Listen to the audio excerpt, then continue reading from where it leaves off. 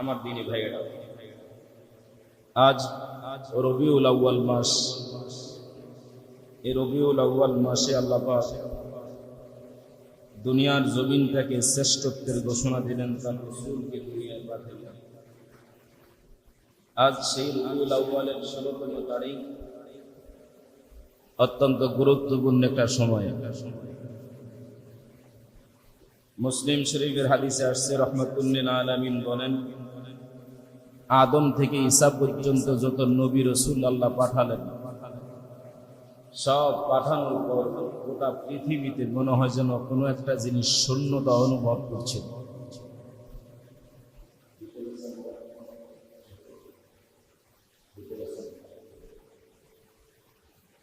রাহমাতুল লিল আলামিন কে আল্লাহ পাক রব্বুল আলামিন গোটা দুনিয়ার জন্য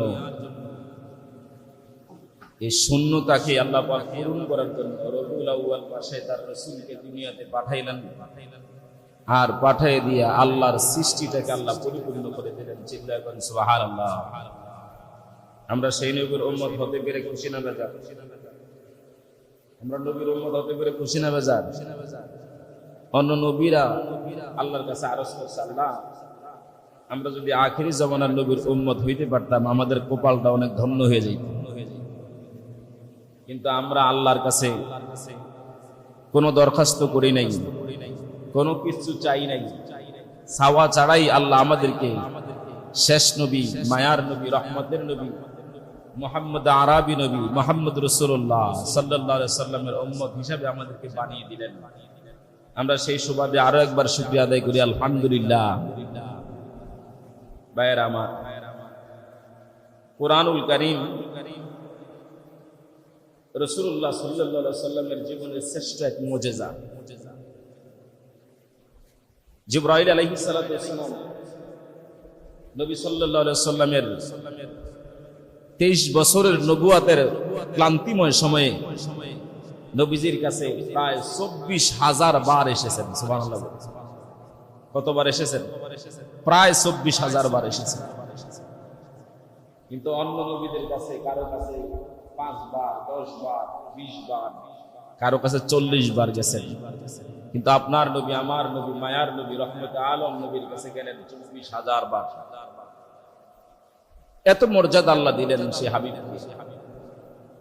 কিন্তু আমরা সে রসুলের উম্মত হওয়া সত্ত্বেও আমরা আজকে রসুলের আদর্শ আমরা মানি না, রসুলকে মানি না, রসুলের শেখানো পথ, শেখানো মত আমরা কেউ মানতে চাই না।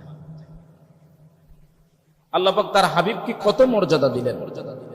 আল্লাহ বলেন, ওয়ারাফা'না লাকা যিকরাক, নবী গো আমি আল্লাহ আপনার মর্যাদাকে বুলন্দ করে দিয়েছি, অনেক উঁচু করে দিয়েছি। সুবহানাল্লাহ বলেন। তারপরও মক্কার কাফেররা নবী সাল্লাল্লাহু আলাইহি সাল্লামের মক্কি জীবনের নবুয়াতের 10 বছরেই 13 বছরে নবীজির উপরে এমন কষ্ট আর নির্যাতন করেছিলেন, ইতিহাসে অন্য কোন নবীর উপরে এত নির্যাতন হয়েছে কিনা কোন ইতিহাসে পাওয়া যায় না। এত নির্যাতন আমার নবীর উপরে করা হয়। সূরা আলাম নাশরাহ লাকা যখন নাজিল হয়, নবী সাল্লাল্লাহু আলাইহি সাল্লাম খানায় কাবার পাশে দাঁড়াইয়া সূরা দোহা তেলাওয়াত করতেছেন। সকালবেলা সারা রাত্র যদি গরম উত্তপ্ত থাকে, ফজরের পর দেখবেন গোটা পৃথিবীটা একবারে শান্ত এবং কি ঠান্ডা হয়ে যায়। ঠিক ঠিক না? ঠিক এই ঠান্ডাময় অবস্থায় রাহমাতুল লিল আলামিন নবীজি সাল্লাল্লাহু আলাইহি সাল্লাম সকালবেলা এই ঠান্ডা আবহাওয়ার জনিত অবস্থায় সূরা দোহা তেলাওয়াত করতেছেন কাবার চত্বরে দাঁড়িয়ে। নবীজির একজন চাচা, তার নাম হলো আবুল আহাব। নাম কি? কথা কি বুঝেন আপনারা? আমার একটু জবাব দিতে হবে আমার সঙ্গে, হ্যাঁ বা না বলতে হবে। রাজি আছেন তো ইনশাআল্লাহ? ভাইয়ারা আমার, আল্লাহ পাকের হাবিব রাহমাতুল লিল আলামিন খানায় কাবার পাশে আল্লাহর পয়গম্বর দাঁড়াইয়া কোরআন তেলাওয়াত করতেছেন, সূরা দোহা তেলাওয়াত করতেছেন, ওয়াদ-দোহা ওয়াল-লাইলি ইযা সাজা মা ওয়াদ্দাআকা রাব্বুকা ওয়া মা ক্বালা ওয়ালাল আখিরাতি খায়রুল লাকা মিনাল উলা। আল্লাহর নবী তেলাওয়াত করতেছিলেন, মক্কার অলিতে গলিতে আল্লাহর পয়গম্বরের কণ্ঠের আওয়াজটা মক্কার আনাচে কানাচে প্রবেশ করতে লাগলো। মক্কার হিমেল হাওয়াগুলো, বাতাসগুলো রাহমাতুল লিল আলামিন এমন একজন পয়গম্বর, এই পয়গম্বরের উপরে কোরআন নাজিল হলো, সেই পয়গম্বর কোরআন তেলাওয়াত করতেছে। এত মধুর কণ্ঠ আল্লাহর পয়গম্বরের কোরআন আওয়াজটা মক্কার প্রত্যেকটা অলিতে গলিতে পাড়া মহল্লায় প্রবেশ করতে শুরু করল। আল্লাহর নবীজির চাচা আবুল আহাব সকালবেলা কাজ করার জন্য একটা অস্ত্র হাতে নিয়ে বের হলেন। এক পা দু পা করে সামনে আগাতে আগাতে যায়, দেখলেন কে যেন নতুন সুরে একটা গান গায়। এই গান ইতিপূর্বে আবু তালেব আর কারো কণ্ঠে শুনে না। জোরে বলুন সুবহানাল্লাহ। আল্লাহর নবীজির চাচা আবুল আহাব সকালবেলা একটা অস্ত্র হাতে নিলেন। তাফসীর কারকগণ বলেন এই অস্ত্রটা সাধারণ কোন অস্ত্র নয়, যেই অস্ত্র দিয়া মাটিও কাটা যায়, গাছও কাটা যায়, ডালপালা কাটা যায়, আবার মাটি খনন করা যায়। আমাদের দেশে খন্তা আছে না? খন্তা আসেনি? খন্তা ছিলেন নি? খন্তা খুব এটা মোচা ফুরে থাকে, দাঁড়ালু থাকে না, এটা কোদা থাকে, দাঁড়ালু থাকে না। এটা দিয়ে মাটিও কাটা যায়, গাছের ডালও কাটা যায়। আল্লাহর নবীর চাচা আবুল আহাব সকালবেলা খন্তা হাতে নিয়ে খেজুর গাছ সাফ করার জন্য রওনা দিলেন, পরিষ্কার করার জন্য রওনা দিলেন। হঠাৎ করে তাকায় দেখে কে যেন মক্কার দূর থেকে নতুন একটা সুর গানের আওয়াজ শোনা যায়। এই গানের আওয়াজ শুনেই আবুল আহাব বড় বিমূঢ় হয়ে গেলেন। আবুল আহাব চিন্তা করলেন, এরকম সুর আমার জীবনে আমি আর কখনো শুনি নাই, কোত্থেকে আওয়াজটা আসতেছে? আবুল আহাব এই কণ্ঠের সুরের দিকে কান লাগা সামনে হাঁটতে শুরু করলেন। যেতে যেতে তাকায় দেখলেন মক্কার পাশে, খানায় কাবার পাশে রাহমাতুল লিল আলামিন মুহাম্মদুর রাসূলুল্লাহ সাল্লাল্লাহু আলাইহি ওয়াসাল্লাম নবী আমার খানায় কাবার পাশে দাঁড়াইয়া নামাজের ভিতরে সূরা দোহা তেলাওয়াত করতেছে। আল্লাহর নবীর চাচা আবুল আহাব পিছনে যায় দাঁড়ায় বলতেছে, এতদিন মুহাম্মদ রে জাদুঘর মনে করতাম, এতদিন মুহাম্মদ রে গণক মনে করতাম, এখন তো মুহাম্মদ রে একজন কবি সাহিত্যিক বোঝা যায়। জোরে বলুন সুবহানাল্লাহ। তো এতদিন জাদুঘর মনে করতাম, গণক মনে করতাম, কিন্তু দেখলাম না মুহাম্মদ জাদুঘর না, গণক না, মুহাম্মদ একজন শ্রেষ্ঠ সাহিত্যিক কবি। আল্লাহ পাক রব্বুল আলামিন বলেন, না কাফেরেরা শোনো, আমি আমার নবীকে গণক বানায়া পাঠাই নাই, গায়ক বানায়া পাঠাই নাই, নায়ক বানায়া পাঠাই নাই। আমি আমার নবীকে জাদুঘর বানায়া পাঠাই নাই, আমি আমার পয়গম্বরে রাহমাতুল লিল আলামিন বানায়া পাঠাইছি। জোরে বলেন সুবহানাল্লাহ। আল্লাহু আকবার বলেন। ভাইরা আমার, আল্লাহর নবীর তেলাওয়াত পেছনে দাঁড়ায় শুনলেন। আবুল আহাব পেছন থেকে ডেকে বলে, মুহাম্মদ কোনদিন মক্তবে যাও নাই, মাদ্রাসায় যাও নাই, স্কুলে যাও নাই, কোন ব্রাক স্কুলে যাও নাই, কিন্ডারগার্টেনে যাও নাই, কোন শিক্ষা প্রতিষ্ঠানে তুমি পড়াশোনা করো নাই রে মুহাম্মদ। এত সুন্দর ভাষা, এত সুন্দর গান তুমি কোথা থেকে শিখলা? কে তোমাকে শিখাইলো? আল্লাহর পয়গম্বর ডেকে বলেন, ও চাচা, আমি কোনদিন কোন মক্তবে যাই নাই, কোন স্কুলে যাই নাই, কোন পাঠশালায় যাই নাই। কারণ আমি যদি কোনো পাঠশালায় যাইতাম, কোনো স্কুলে যাইতাম, তাহলে স্কুলের শিক্ষক আমার ওস্তাদ হয়ে যাইতো, আমার চাইতে বড় হয়ে যাইতো। আমার আল্লাহ রাব্বুল আলামিন নিজেই আমার ওস্তাদ, আমি তার স্বয়ং ছাত্র। জোরে বলুন সুবহানাল্লাহ। ভাইরা আমার, আল্লাহর নবী যখন এই কথাগুলো বলতেছেন, আবুল আহাবের মেজাজ গরম হইতে শুরু করল। আবুল আহাব ডেকে বলে, মুহাম্মদ, ও মুহাম্মদ, তুমি যেই কথাগুলো বলতেছো, কেন এই কথাগুলো বলতেছো? আল্লাহর পয়গাম্বর ডেকে ডেকে বলে, চাচারা আপনারা যখন আমাকে বলেন আমি এতিম মানুষ, আমার কেউ নাই, আমার কেউ নাই, আমাকে কেউ লালন পালন করার মতন আমার কোনো অভিভাবক নাই।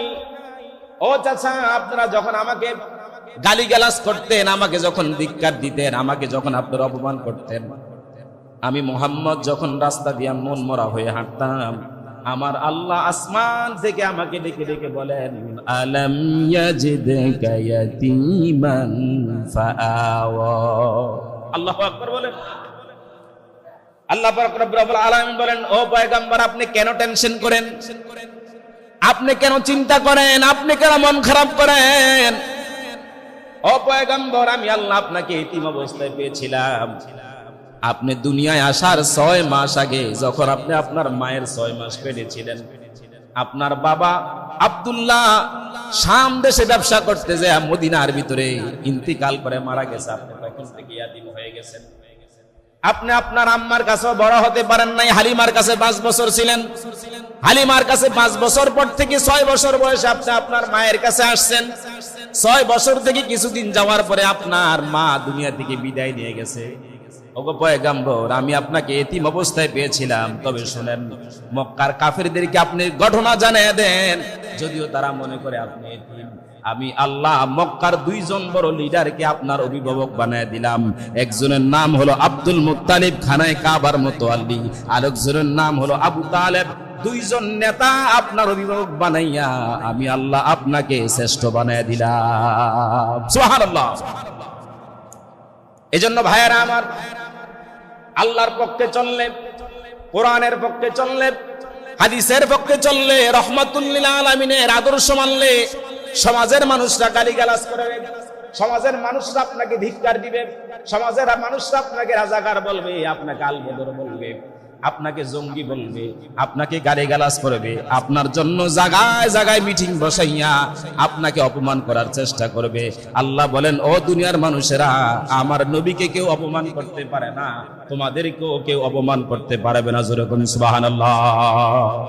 এজন্য আমরা কার পক্ষে থাকবো? আল্লাহর পক্ষে রাজি আছেন থাকতে? হ্যাঁ, কারণ আল্লাহ পাক রব্বুল আলামিন আমাদেরকে বড় সুন্দর করে বানাইলেন। লাকাদ খালাকনাল ইনসানা ফি আহসানি তাকওয়িম। আল্লাহ বলে, দুনিয়ার মানুষেরা শোনো, আমি আল্লাহ মানুষকে যত সুন্দরতম অবয়ব স্বরূপ দিয়ে বানাইছি, আর কোন জাতিকে আমি আল্লাহ এত সুন্দর করে বানাই নাই। আল্লাহ কোরআনের অন্য জায়গায় বলেন, ওয়ালাকাদ যারানা লিজাহান্নামা কাসীরাম মিনাল জিন্নি ওয়াল ইনস। আল্লাহ বলেন, ও পয়গম্বর, আপনি সমাজের ভিতরে এমন কিছু মানুষ দেখবেন, যদিও দেখতেন মানুষ, আবার কিছু জিন আছে আমি আল্লাহ যাদেরকে প্রস্তুত করে রেখেছিলাম জাহান্নামের জন্য। কারণ কি জানেননি? এরা দুনিয়ার জমিনে কোরআন শোনার পরে কানে আঙ্গুল দিয়ে রাখবে, এরা আল্লাহর নাম শোনার পরে কানে আঙ্গুল দিয়ে রাখবে, রহমাতুল লিল আলামিনের নাম শোনার পরে কানে আঙ্গুল দিয়ে রাখবে।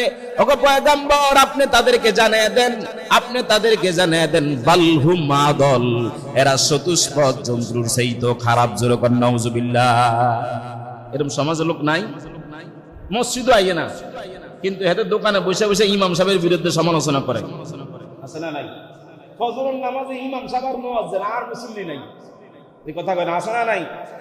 শুক্রবার একদিন মসজিদে আসে, আইসা হাতে মসজিদের ভিতরে আঙ্গুল দিয়ে ছায় বালু আছে না? আছে না নাই? বালু থাকলে কয়, ইমাম সাহেব মসজিদ ঝাড়ু দেন না, বাতিটা নষ্ট কি লাগা, ফ্যানটা চলো না কেন? আচ্ছা বলেন তো, এই ফ্যান ঠিক করার দায়িত্ব কি ইমাম সাহেবের? আরে কথা বলেন, ইমাম সাহেবের? মসজিদ ঝাড়ু দেওয়ার দায়িত্ব কি ইমাম সাহেবের? না। আমাদের দেশ থেকে আজকে শান্তি উঠে যাওয়ার একমাত্র কারণ হলো মসজিদের ইমাম গুলারে এখন আমরা কামলা বানায় দিয়েছি। রাগ হয়েছে আপনারা? রাগ হইতেছে? রাগ হলে কিচ্ছু করার নাই, কারণ আমি তো আর আমার বাপের কথা কইতেছি না। এগুলো কি আমার বাবার কথা? ইমাম শব্দের অর্থ হলো নেতা। ইমাম শব্দের অর্থ কি? আরে কথা কয় না, আমরা রাগ হয়েছে না আমার লাগে? আমি কিন্তু আপনাদের পুরান মানুষ, আমার অনেকে চিনার কথা। আমি এই অঞ্চলে বহুত ওয়াজ করে গেছি। ইমাম শব্দ হলো নেতা, এখন ইমাম হয়ে গেছে কামলা। ইমাম সাহেবের দিয়ে মসজিদের টয়লেট সাফ করা, ইমাম সাহেবের দিয়া মসজিদের এই কি জানি অজুখানা সাফ করায়, ইমাম সাহেবের দিয়ে মসজিদ ঝাড়ু দেওয়ায়, ইমাম সাহেবের দিয়ে মসজিদের বাতি লাগায়, এরকম বেজাল আপনাদের এলাকাতে আছে না নাই? কথা কেন আছে না নাই? আল্লাহর কসম করে বলছি, ইমামকে যদি ইমাম মানার পরে যদি ইমাম সাহেবের দিয়ে মসজিদ ঝাড়ু দেওয়ান, এই ইমামের পিছনে নামাজ পড়লে নামাজ কবুল হবে না। লাগাইছেন সিরাজি ফেস? হ্যাঁ, আপনি নামাজে যখন দাঁড়ান কি বলেন? একটা দায়িত্ব বেহাজাল। আরে কথা কোন, একটা দায়িত্ব বেহাজাল। রাগে দিয়েছেন আপনারা? আরে কথা কোন, একটা দায়িত্ব বেহাজাল ইমাম। আমি যা করলাম জীবনে সব মুচ্চা ইমাম সাহেবের কান্দু দিয়া ইমাম সাহেবের নেতা বানায় নামাজে দাঁড়াইলাম। এর কথা কোন কেন? না মিছা কথা? এখন বিষয় হয়েছে, ইমাম সাহেবের নেতা মানলেন ততক্ষণ, নামাজ পড়ে যতক্ষণ, ঠিক কি ঠিক না? নামাজ পড়াও শেষ, ইমাম সাহেবের বেল শেষ। এ কি ঠিক কি ঠিক না? নামাজ পড়াও শেষ, ইমাম সাহেবের খানাও শেষ। এখন আমরা যারা ইমামতি করি, আমরাও কিছু কিছু আছি মুসল্লি ভক্ত, সভাপতি ভক্ত, সেক্রেটারি ভক্ত, কেশিয়ার ভক্ত, আছে না নাই? আল্লাহ কয় এইসব ইমাম সাহেবের লেগে লাডি আছে শক্ত। আরে কথা কেন? আসেনি কবর লাডি, সেই চালাইবে কোনো মাপ নাই। আগে সিরে সিরে ফিরে গেল কেন? তুমি এই মিম্বারে বসে তুমি হক কথা বলতে পারো না, ঠিক কি ঠিক না? ভাইরা আমার, রহমাতুল্লিল আলামিনের মতন শ্রেষ্ঠ আর কেউ হবেন না, কেউ আসে নাই, আসবেও না। আল্লাহর নবীকে মক্কার কাফেররা বলছিল জাদুঘর, আল্লাহর নবীকে বলছে আল বদর, আল্লাহর নবীকে জঙ্গি বলছে, আল্লাহর নবীকে সন্ত্রাস বলছে, আল্লাহর নবীকে গালি দিয়েছে। একটা মাত্র কারণ, আল্লাহর নবী বলেছেন জমিন যার আইন চলবে তার, ঠিক কি না? জমিন কার? আমগো কোন নেতার? আমগো কোন নেতার বেল আসেনি? এগুলোর বেল আসেনি? নাই। আল্লাহর নবীর মিশন ছিল জমিন যার আইন চলবে। কথা বলে, জমিন যার আইন চলবে কার? আল্লাহ, ঠিক কি ঠিক না? আল্লাহর নবী এই দায়িত্ব পালন করার কারণে মক্কার কাফেররা স্টেপ বাই স্টেপ নবীর বিরুদ্ধে শত্রুতামি করতে লাগলো। এবার আবুল আহাব ডেকে ডেকে বলে, মোহাম্মদ, বুঝলাম তোমার আল্লাহ এই কথা বলেছে, আর কি বলছে? আল্লাহর নবী ডেকে ডেকে বলে, চাচা আপনারা যখন আমাকে বলেন আমার কোনো সম্পদ নাই, আমার কোনো টাকা নাই, আমার কোনো পয়সা নাই, কোনো পথের দিশা আমার নাই, আমি একজন গরিব মোহাম্মদ।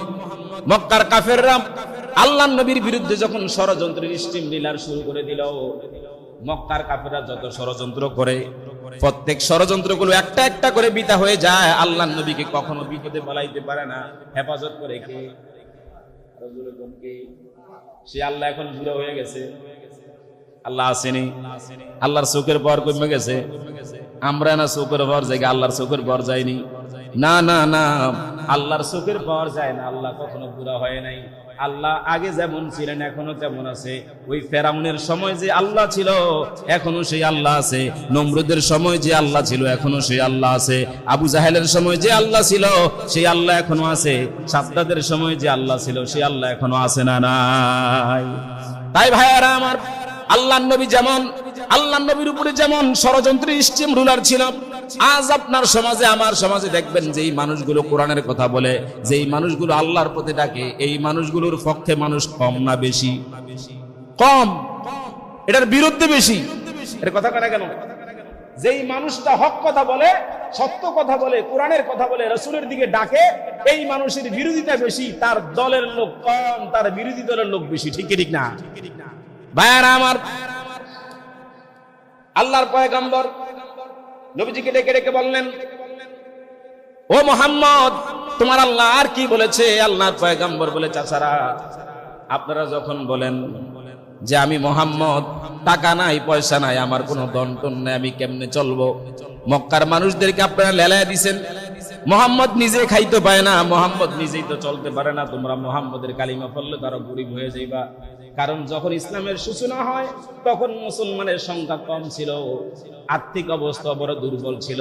যারাই আসতো, কেউ বাবার বাড়ি থেকে চলে আসতো, কেউ দাদার বাড়ি থেকে চলে আসতো, কেউ মায়ের কাছ থেকে চলে আসতো, সম্পদের কোনো ভাগিদার হইতো না। এই জন্য এই লোকগুলো যখন আসতো, বড় বড় নেতা যারা ছিল মুসলমানদের ভিতরে, হযরত আবু বকর, ওসমান, আলী, তালহা, জুবায়ের এদের টাকার অভাব ছিল না। আব্দুর রহমান ইবনে আউফের মতন সাহাবীদের টাকার অভাব ছিল না। এই সাহাবীরা কি করত?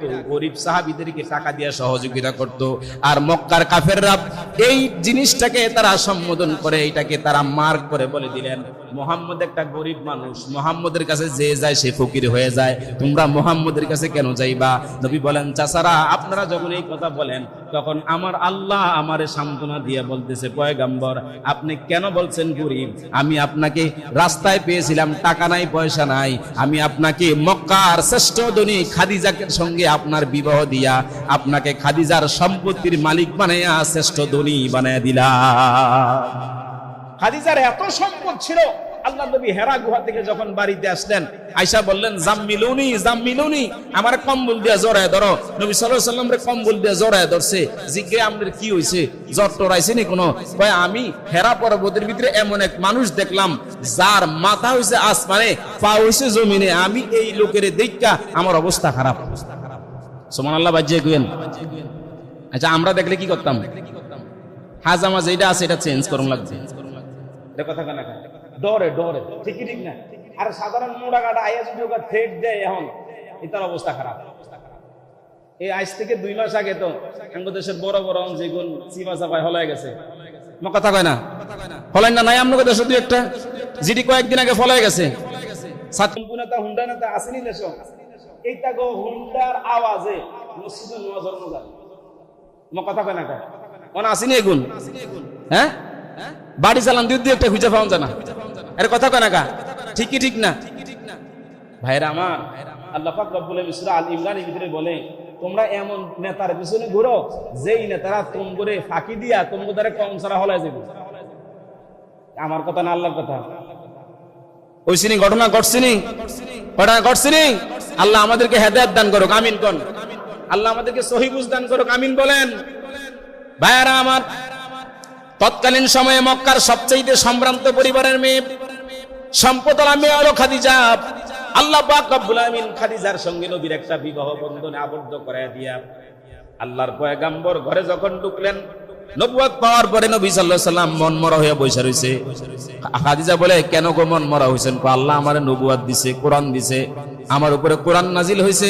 খাদিজা বলতে শুরু করলেন, আপনি টেনশন করার দরকার নেই, আমাকে পড়ে দেন লা ইলাহা ইল্লাল্লাহু মুহাম্মাদুর রাসূলুল্লাহ সাল্লাল্লাহু। কালিমা পড়ে মুসলমান হয়ে গেলেন। আল্লাহর নবী তারপরে মনমরা হয়ে বসে রইলেন। খাদিজা বলে, ইয়া রাসূলুল্লাহ, পয়গম্বর আপনি কেন মনমরা হয়ে বসে রইলেন? আপনাকে আমি কালিমা বললাম, আপনি তারপরেও কেন মনটা খারাপ? আল্লাহর পয়গম্বর ডেকে বলে, খাদিজা কালিমা না পড়ছো? আমার তো কেউ নাই, আমার জায়গা নাই, সম্পদ নাই, কিচ্ছু নাই, টাকাও নাই, পয়সাও নাই। আমি যখন কালিমার দাওয়াত দিতে যাইব, মক্কা কাফেররা বলবো, গরিব মুহাম্মদের কাছে যাইও না, মুহাম্মদের কাছে গেলে খানা পাওয়া যাবে না। আল্লাহর পয়গম্বর এই কথা বলতে দিদি খাদিজা ডাক দেয়া বলে, পয়গম্বর আপনি টেনশন করেন কেন?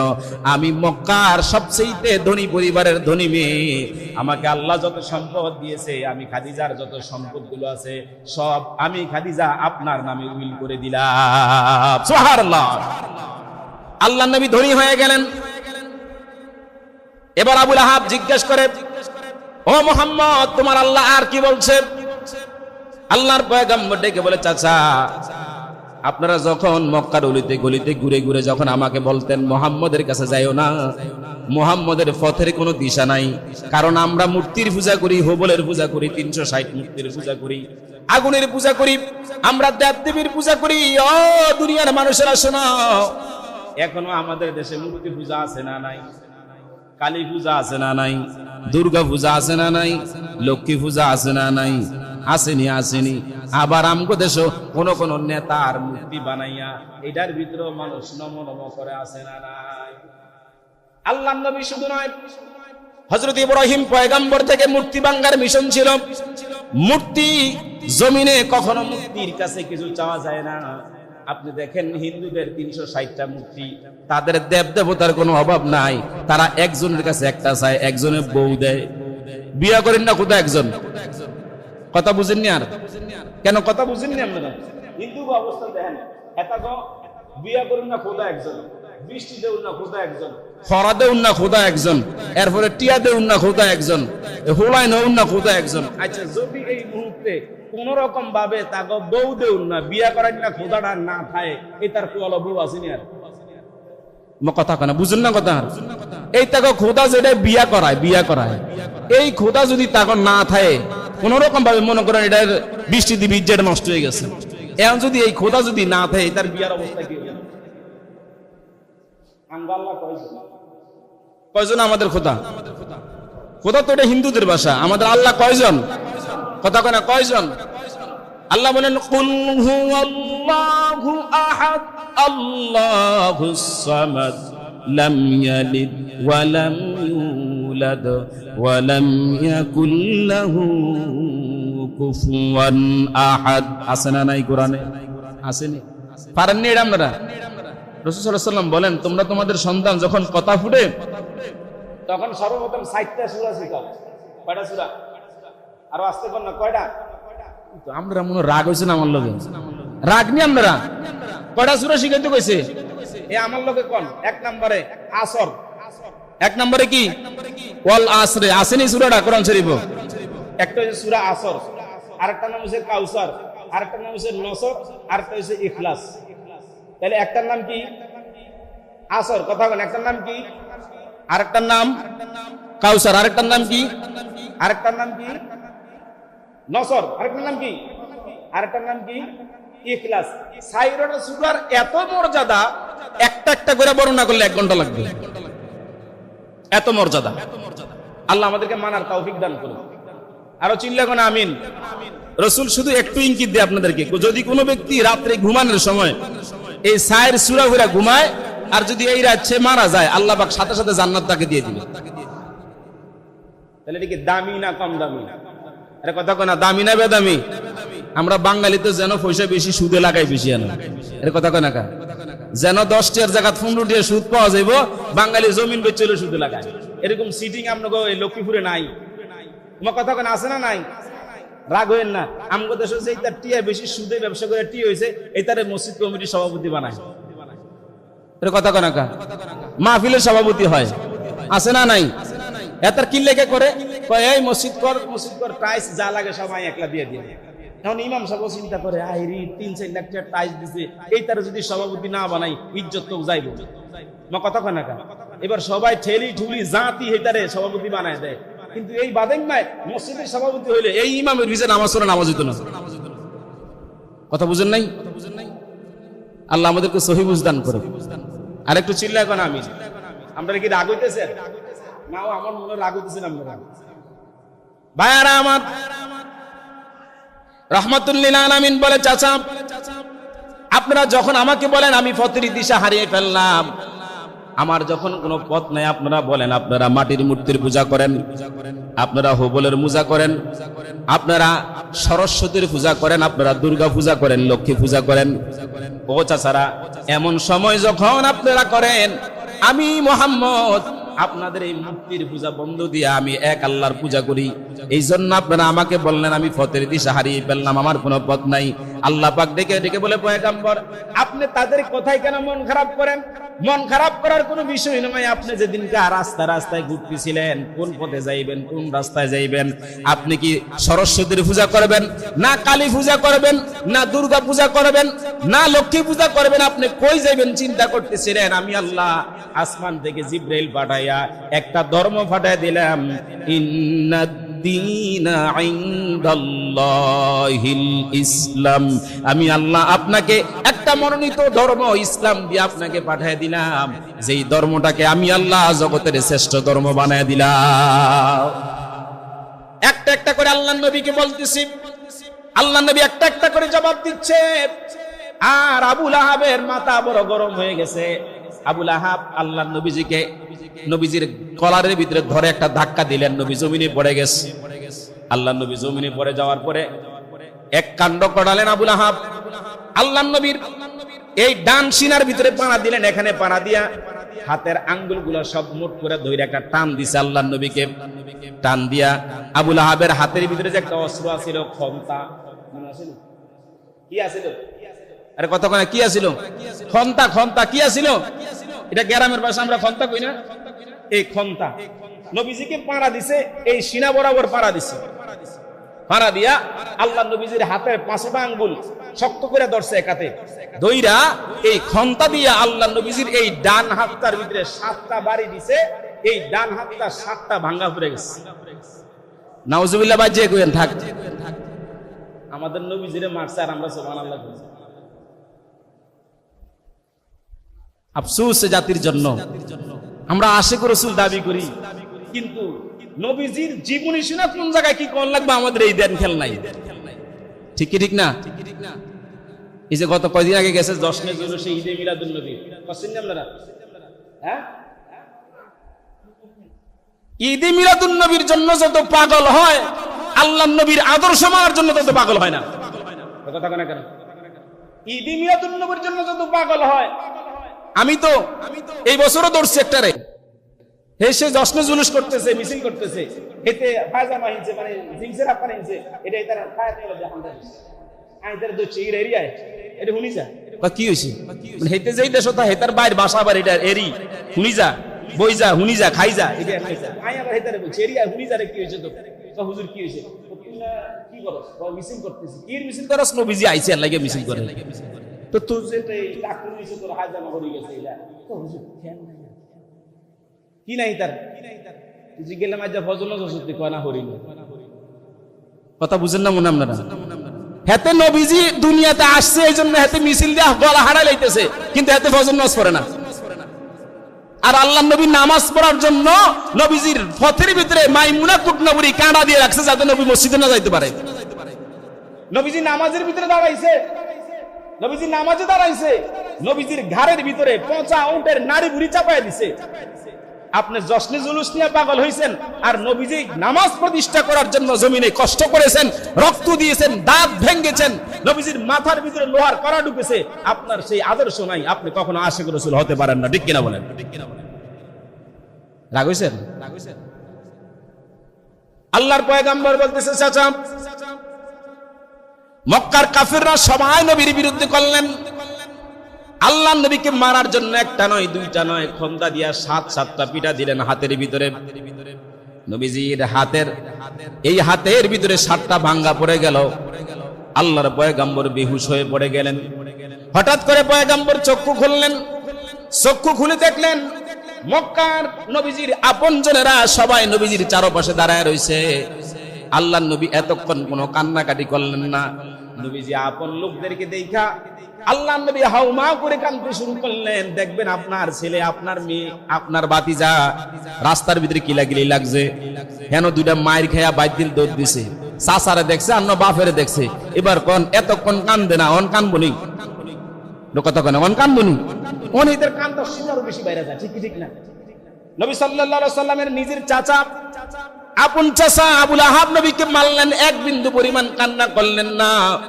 40 বছর পর্যন্ত যেই মক্কার লোকেরা পয়গম্বরকে আল আমিন বলছে, আল্লাহর নবীর পিছনে চলছে, নবীজি যা বলছে তা মেনেছে, এই মানুষগুলোর সামনে দাঁড়াইয়া আল্লাহর নবীকে মারলো।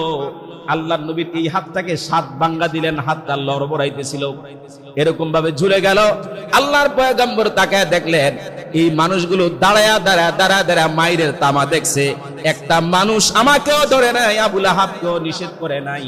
এখন একটু আপনি নিজের বিবেক খাটায়া বলেন, আপনার বাড়ির কাছে আমার বাড়ির কাছে কিলাকিলি লাগলে যদি কেউ কারো করে মারে, সুদান থাক জোরের কথা, হাতে ফেসবুক চালু করে লাইভে যায়, আছে না নাই?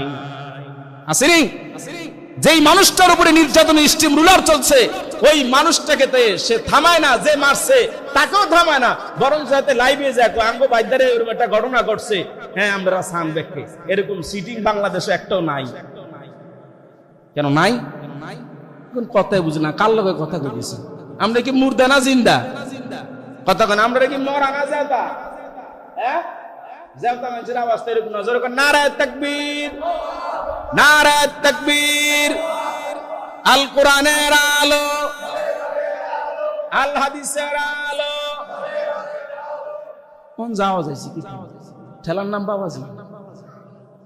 বাইরা আমার রাহমাতুল্লিল আলামিন চক্ষুটা মেললেন, আল্লাহ নবী আপনজনদেরকে দেখে কান্না শুরু করে দিলেন। আল্লাহ জিবরাইল ডাক দে, জিবরাইল কই তুমি?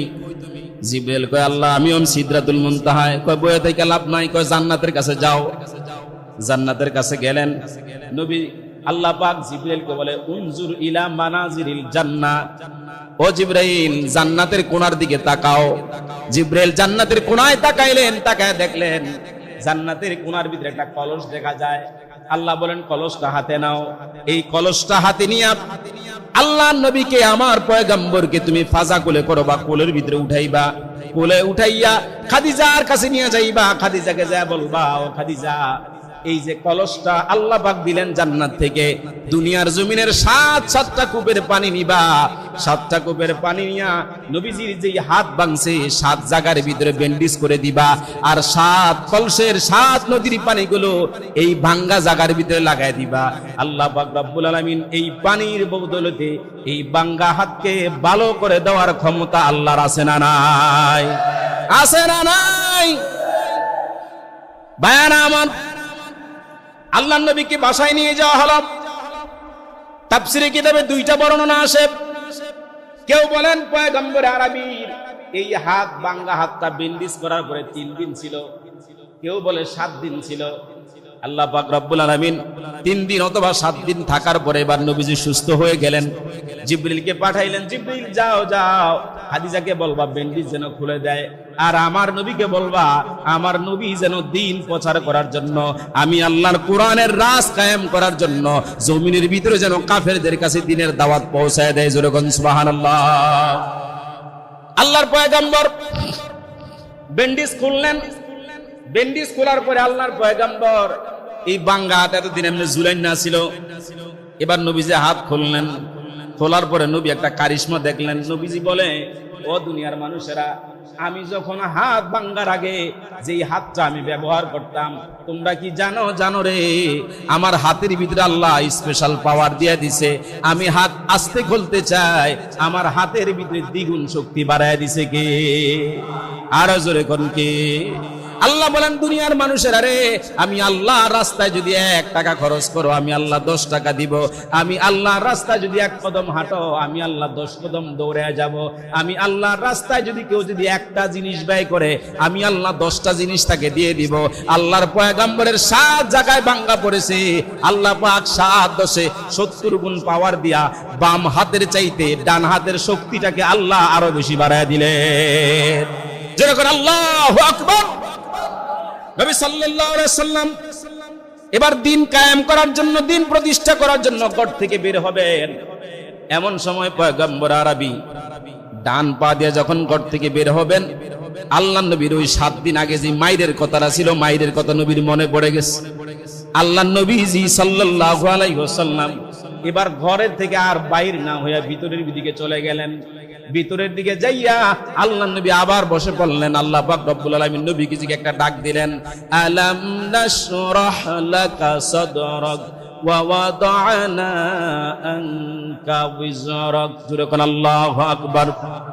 আল্লাহ পাক রব্বুল আলামিন ডাক দিয়ে বলে, পয়গম্বর, ও পয়গম্বর, আপনি কেন টেনশন করেন? আপনি কেন চিন্তা করেন? আপনি কেন ভয় করেন? আল্লাহ পাক রব্বুল আলামিন ডাক দেয়া বলে, আল্লাহ 7 দিন আগে আমারে আবু লাহাব ভাই যেই মাইরটা দিস, আমি তখন শুক্র শনিবার আমার এই মায়ের কথা মনে উঠে। এখন যদি আবার আমি দিনের দাওয়াত দিতে যাই, আবু লাহাব যদি আবার আমারে সাইজ করে, আবার যদি আমারে মারে। এবার আল্লাহ ডাক দে বলে, পয়গম্বর, আলাম নাশরাহ লাকা সাদরাক, নবী গো আপনি কি জানেন না আমি জানলাম আমি আপনার বক্ষকে বিদীর্ণ করে দিয়েছি, আপনার বক্ষকে আমি আল্লাহ প্রশস্ত করে দিয়েছি, আপনাকে আমি আল্লাহ হাজার হাজার মানুষের চাইতে আপনার পাওয়ার বাড়ায় দিছি। আপনি নবী, এমন নবী গো, বনি ইসরাইলের 40 জন নবীর ভিতরে যেই শক্তি ছিল আমি আল্লাহ আপনি সেই নবীর ভিতরে তার চাইতে দ্বিগুণ শক্তি দিয়া দিলাম। আল্লাহু আকবার বলেন। আমরা সেই নবীর আদর্শ মানতে চাই কি চাই না? মানতে চাই কি চাই না? নামাজ পড়া না না পড়া, নামাজ পড়া না না পড়া, দাড়ি রাইখা না না রাইখা, হ্যাঁ? আল্লাহর নবীর জীবনে আমি বললাম কোথাও পাইনি আল্লাহর নবী একদিন দাড়ি কাটছে, দাড়ির ভিতরে বেরিট লাগাইছে, আমি পাই নাই। আল্লাহর নবীর জীবনী আমি নবীজির জন্ম থেকে মৃত্যু পর্যন্ত পড়লাম, কখনো দেখি নাই আল্লাহর নবী শার্ট প্যান্ট পরছে, জিন্সের প্যান্ট পরছে, আমি দেখি নাই। আল্লাহর নবীকে আমি কখনো শার্ট পরার ইতিহাস আমি নবীর জীবনে পাই নাই। আল্লাহর নবীজি সাল্লাল্লাহু আলাইহি ওয়াসাল্লাম কখনো মিথ্যা কথা বলেছেন, আমি পাই নাই। আল্লাহর নবী জীবনে কারো সম্পদ মারছেন, আমি পাই নাই। আল্লাহর নবীর জীবনে কখনো মানুষকে গালি দিয়েছেন, আমি দেখি নাই। আল্লাহর নবীর জীবনে কোনোদিন ঘুষ দিছে, লেংড়ি ঘুষ দিছে, আমি পাই নাই। দেইনি আমরা লেংড়ি ঘুষ দেই না, মানুষ নাই। হ্যাঁ, আল্লাহ আল্লাহ যেন আমাদেরকে কবুল করে, যেরকম আমিন। আমরা নবীর আদর্শ মানতে চাই কি চাই না? কারা কারা চাই না? চাই আমরা চান না? নবীর আদর্শ মানতে চাইনি আমরা? কারা কারা চাই? দুইটা হাত দুটো আল্লাহকে দেখায় দেয়। নারায়ে তাকবীর, নারায়ে তাকবীর। হাত নামাই, হাত নামাই। ভাই, নবীজির আদর্শ ছাড়া, আল্লাহে আল্লাহর কসম করে বলছি, নবীর আদর্শ ছাড়া জান্নাতে যাওয়ার কোনো রাস্তা নেই। এবার আপনি মানেন আর না মানেন সেটা আপনার ব্যক্তিগত বিষয়। আপনি আমার ভালোবাসেন আর না বাসেন সেটা আপনার ব্যক্তিগত বিষয়। কিন্তু আমি আপনাকে হলফ করে বলতে পারি, আল্লাহর নবীর আদর্শবিহীন, আল্লাহর কোরআনবিহীন জান্নাতে যাওয়ার কোনো বিকল্প রাস্তা নাই। আল্লাহ যেন আমাদেরকে নবীর আদর্শ এবং আল্লাহর কোরআনের উপরে চলবার তৌফিক দান করেন। আরো চিল্লা এখন আমিন।